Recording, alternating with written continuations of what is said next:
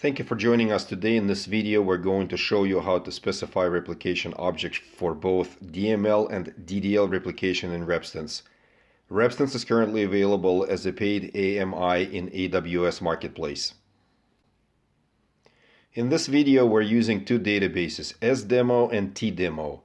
The replication between these databases has already been configured and run. Please see Getting Started with Repstance video for configuration details.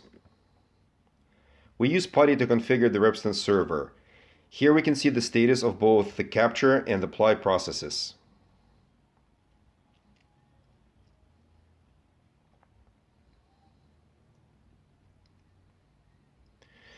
There are four parameters that are used in order to determine the set of objects to be replicated.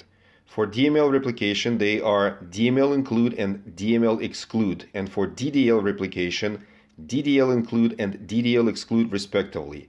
Please note that these criteria are mutually exclusive. The table will only be replicated in the case that the name matches the include criteria and does not match the exclude criteria. The table is specified in schema name.table name format. In order to specify the list of the tables, each table must be separated by comma. The percent symbol may be used in order to match any number of characters. It may also be used in both schema name and table name parts. Now let's take a look at a simple replication example. Let's assume that our capture process needs to replicate DML objects for all tables and DBO schema.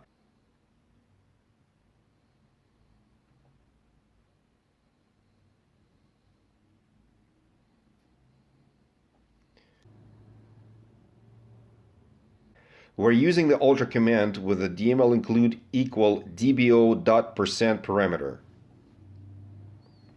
You can alter the capture process even if it's running. However, these changes will only be implemented after the capture process has been stopped and rerun. So now the objects have been specified. Now let's see how it actually works. There is an empty table called report underscore top 5 underscore salary in the source database.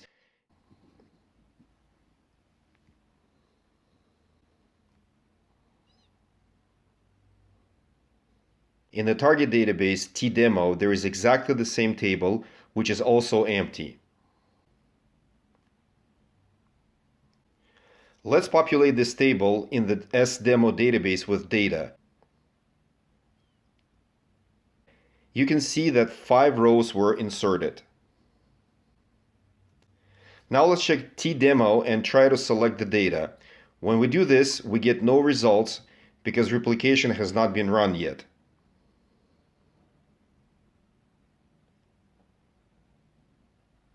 And now replication is running. Let's check TDemo again, and now we can see the data was replicated. Now let's delete all data from the report top 5 salary table in the source database.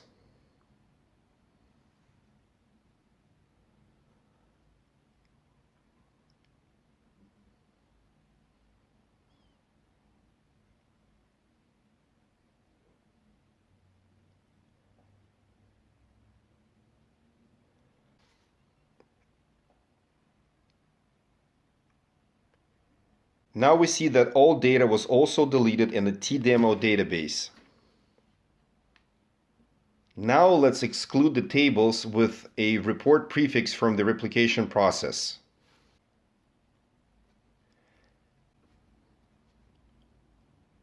We are now stopping the capture process having an ID equal to 1. Stop process capture ID equal to 1.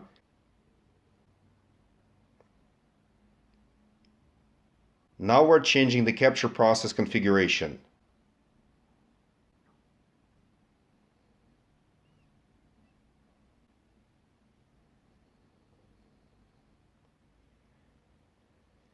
We're excluding all tables with report prefix.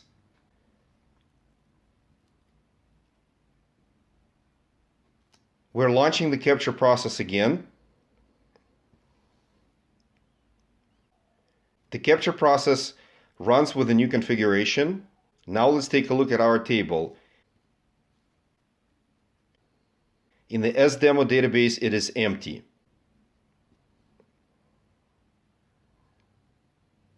In the TDemo database, it is also empty. Now we will insert 5 records into the report underscore top 5 underscore salary table, and after this we can see those 5 records.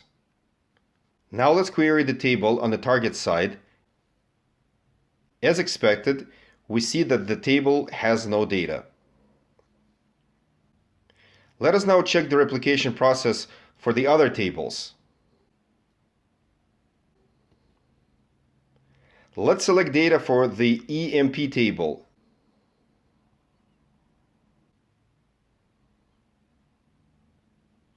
This table has 12 records. Now let's delete rows with ID greater than 10.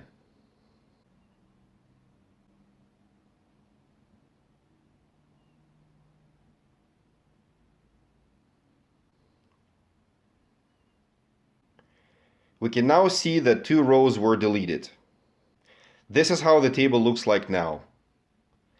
Let's look at TDemo and check the content of the EMP table. It also contains 10 records.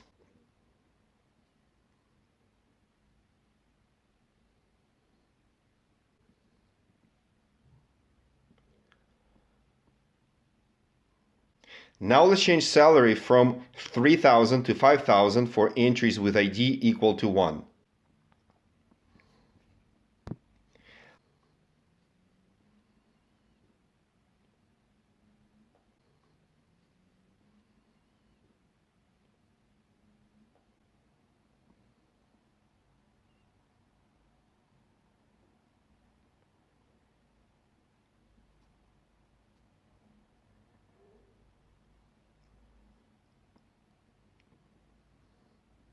On the source side, the salary has just been changed.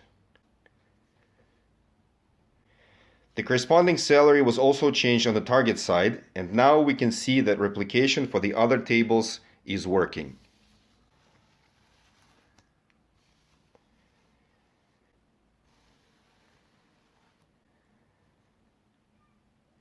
In the current capture process configuration, DDL replication is not configured. Let's create a table and check it out. Create table DDL underscore demo with ID and info columns.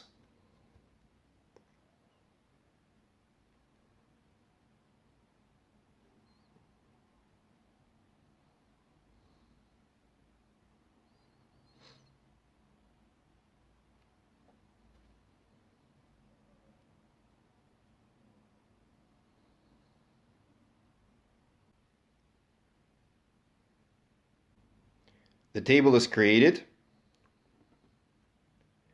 Let's take a look at this table.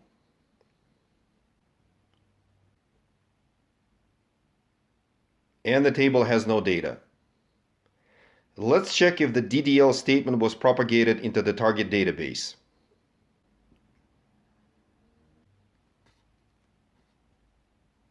We now see an error message, invalid object name. This table was not created in TDemo. Now let's remove this table from the source database and run DDL replication.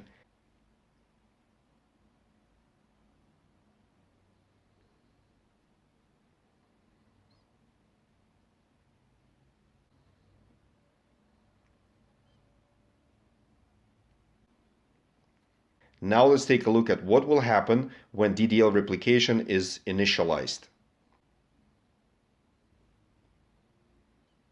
Let's stop the capture process.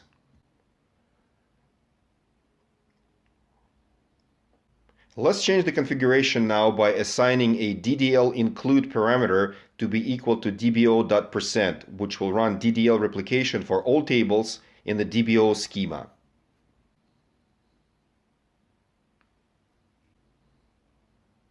Good. Let's now relaunch the capture process. Let's try to create this table one more time.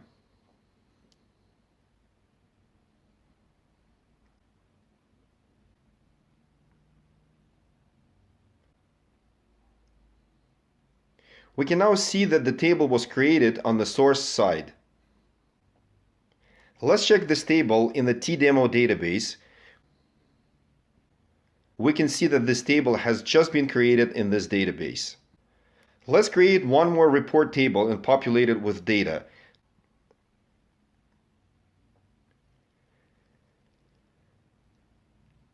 Don't forget that the capture process replicates DDL and DML statements for the tables in the DBO schema except DML for the tables starting with a report prefix.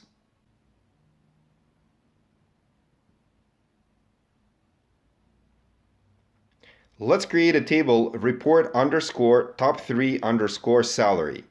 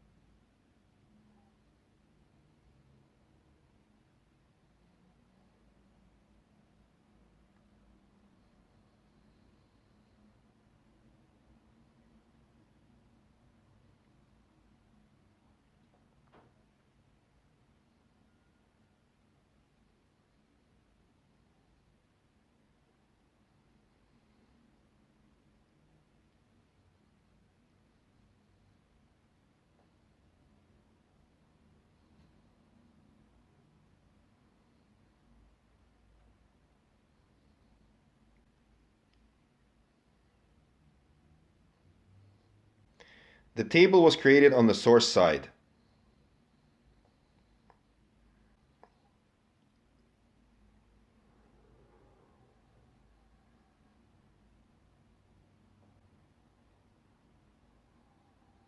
We can see the report underscore top 3 underscore salary table has just been created on the target side.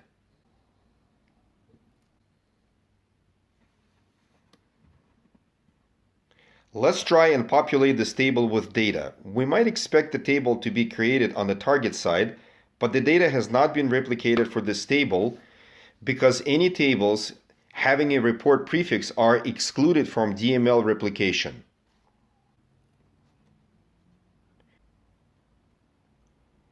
On the source side, all data was populated. Let's take a look at it.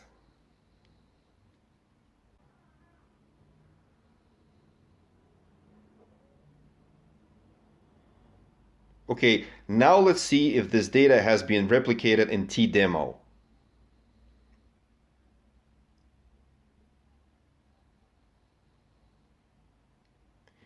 As we expected, the table is empty in the target database.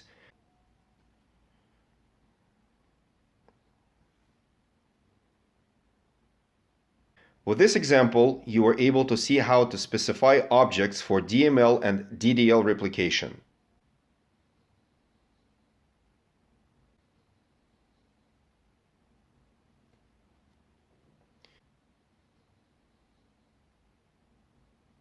These parameters influence the newly created tables as well. Their behavior is described in more detail in the user guide, which is available from our website, repstance.com.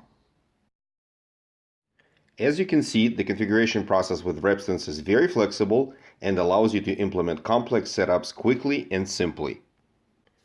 Thank you very much for watching our video. Please visit our website to find out more information about our product.